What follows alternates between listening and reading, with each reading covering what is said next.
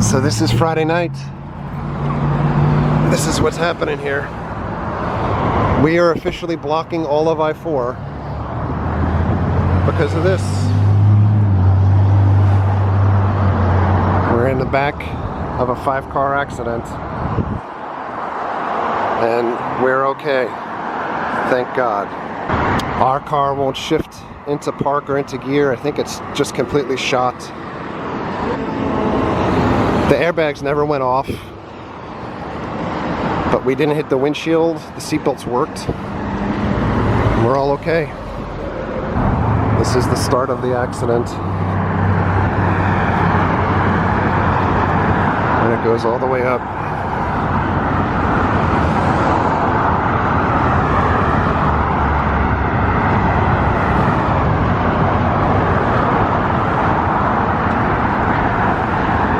And I believe these cars behind us, those two on the right, and that truck maybe, and all of these on the left, all crashed as well. So about 15 minutes have gone by. The police, fire, finally here.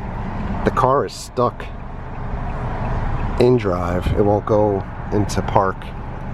Total hot air blowing out. And we're on hot here as if the engine's gonna overheat or seize anyway, so. We are okay.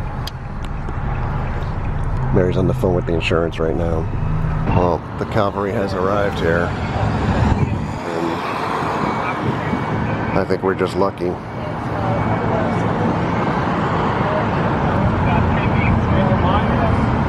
Well, the fireman got the car to the point where it could drive. And it's moving across the street. And here is the front end again. Full on. Insurance asks 1,000,001 questions. Well, this is what I-4 looks like. Partially because of us now.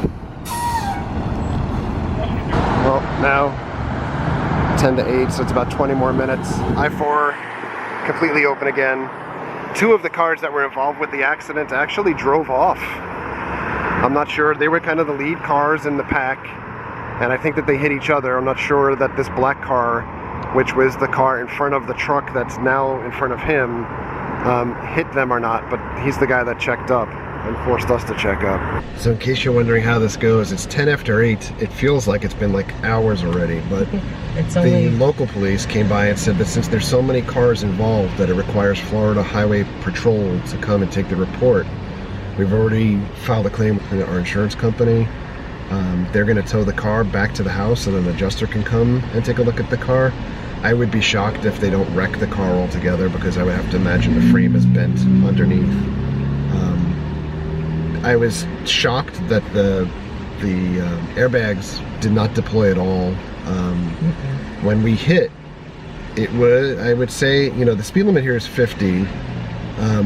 We were at least going like 45, 50 miles an hour at the time. And you know, there was at least a 2-car distance in front of us to slow down, to be able to slow down, but the road is soaked. It's, you know, we're wet. Still stuck in October literally rain. Just slid. You start to think, you know, what do you do? Like it was literally like a slow motion type thing where I looked. You know, you just knew that impact was going to happen as soon as I saw the car stop because they slid. And when they started sliding, I thought like, you know, shit, I gotta stop. And what do?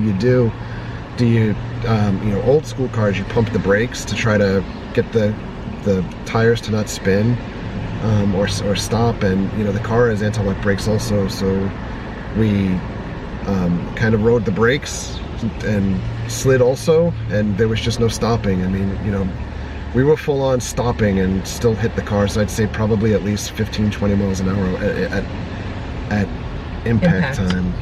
You know, and I looked at Mary as we were stopping, and I said, you know, we're gonna hit. That, you know. Yeah, and I know. It was just like.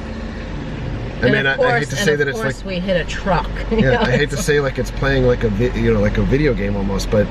I just knew, and I told her to, you know, like you gotta brace. Like, hold on. I said, hold on, we're gonna hit, and we hit, and we were very, very lucky.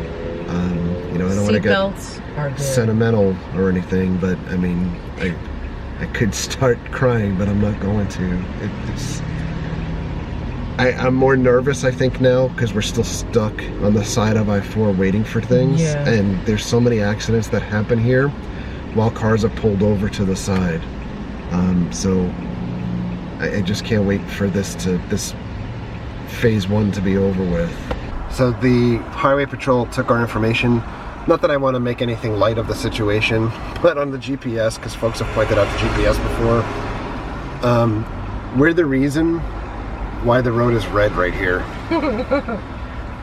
So one thing, I'm not going to dwell on this too much, but I think folks, if you've watched videos of ours for a while, we've kind of commented on how many accidents happen on I-4. I-4, the speed limit here is 50 miles an hour. For the most part, if you're going 50 into Orlando and around over here, you're going to get crushed from cars behind. You're going to see some cars that are going upwards of like 90, 100 miles an hour on the regular as they drive by. I think a lot of cars are slowing down now because people are checking up with the lights flashing, but as we've sat here, we've watched a bunch of cars just fly by. Like that guy, I mean, you have to be fairly certain that cars like that are, you know, going well over the speed limit. And for the most part, there really isn't many speed traps over here in the general area where it's congested on I-4. And you combine that with all of the I-4 Ultimate construction that's going on, it makes for a bad scene here just about every single day.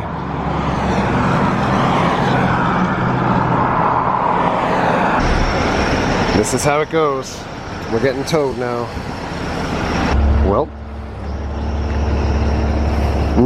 So here's the final tally here. Look, this is all smashed in, but inside the car, man. as Jessica can see, yeah.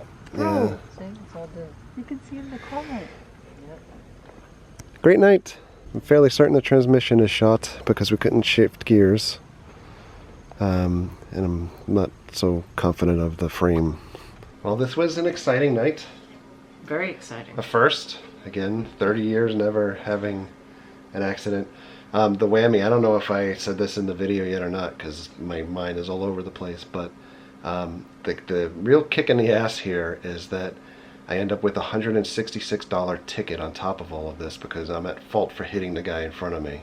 Altogether, there were 11 cars in this accident, 2 that drove off, that eventually when we go to try to find fault, at least for all of the times that we have had a camera around, this is probably the most beneficial because in the beginning of the video when we showed the other cars that were there, they left the scene. Yep. And the fire department was totally cool with that.